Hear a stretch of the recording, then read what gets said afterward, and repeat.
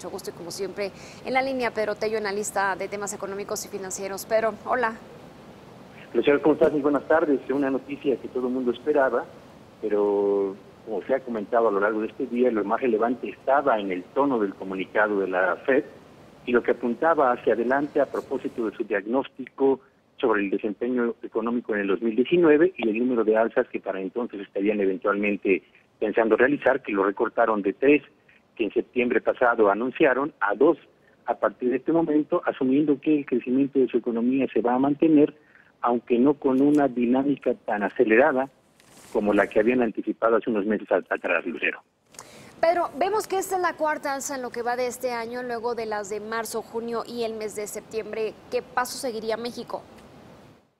Yo tengo la impresión de que el día de mañana el Banco Central muy probablemente va a anunciar un incremento también en el mismo porcentaje en la tasa de interés de referencia de acá, asumiendo que los riesgos para la inflación se han elevado, lo mismo que los riesgos para la moderación en el crecimiento de la economía nacional. Y tengo la impresión de que lo van a hacer justamente en previsión de un posible repunte de la inflación en el arranque del 2019 de cara a lo que estacionalmente suele suceder, Lucero. Pedro, ¿cuál es tu panorama económico para México ante estas propuestas del paquete económico 2019? Creo que tenemos un debate interesante, aunque tengo la impresión de que le falta mucha mayor sustancia en el Congreso a la ley de ingresos que recién han aprobado, pero sobre todo al presupuesto de egresos.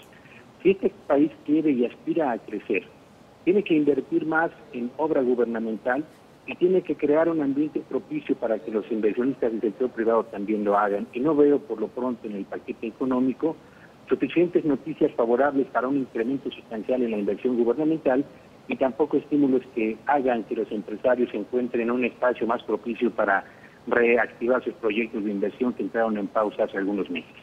En materia fiscal, ¿qué pros y contras ves en este documento? Bueno, pues la autoridad ha dicho no vamos a mover en lo absoluto lo fiscal, ni en cuanto al nivel actual de los impuestos, ni en cuanto al número de impuestos que se aplican en este momento, y así nos vamos a mantener durante 3 años.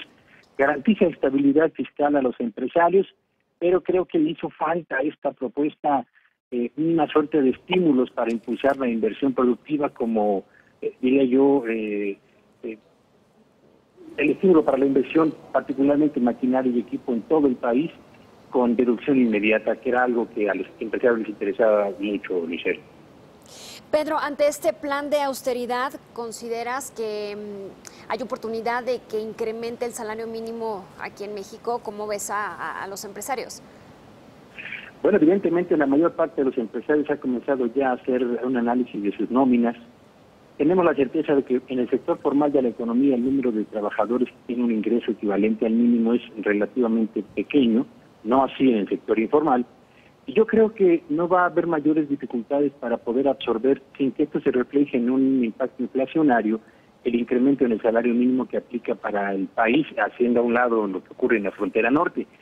Creo que más bien interesante va a ser observar cómo se van a desempeñar las negociaciones obrero-patronales en la renovación de los contratos colectivos, tomando como base, algunos seguramente lo van a intentar, el porcentaje de incremento del salario mínimo, y los patronos por su parte van a levantar en la medida de lo posible un muro, teniendo como punto de referencia la inflación esperada para el año próximo, y a partir justamente de esos dos enfoques, estas dos visiones, veremos cómo se mueven los salarios en México y particularmente cómo se va a mover la productividad.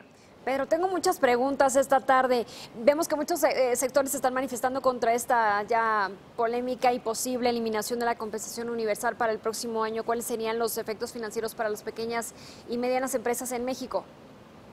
Bueno, yo creo que las empresas pequeñas y medianas han tenido que enfrentar, no solamente en el 2018, sino desde un par de años atrás, un ambiente cada vez más complicado para sus ventas, para la cobranza y para la garantía o para garantizar flujos adecuados de liquidez que les permiten mantener en operación sus actividades. Lo que hemos visto es, particularmente en sectores especialmente sensibles a la importación de productos como textiles, prendas de vestir, calzado, cuero, herramientas, etcétera, empresas que han enfrentado problemas crecientes. Yo creo que esta situación se va a extender en el 2019 y me parece que lo que vamos a tener que vivir es una situación en la que las empresas van a tener que ajustar considerablemente todavía sus estrategias de operación interna para poder acomodar el incremento en sus costos sin que esto reduzca significativamente sus márgenes de rentabilidad y sus posibilidades de sobrevivencia.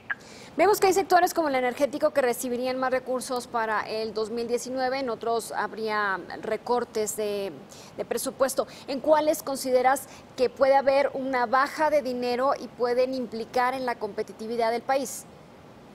Bueno, por supuesto, yo creo que lo más relevante es tomar en cuenta que el impacto directo más relevante que puede ejercer el presupuesto de derechos sobre la actividad económica estriba en dos factores. Uno, el monto de la inversión pública que se va a realizar, y dos, el monto de recursos que se van a destinar a la compra de bienes y servicios o a las adquisiciones gubernamentales a lo largo del próximo año.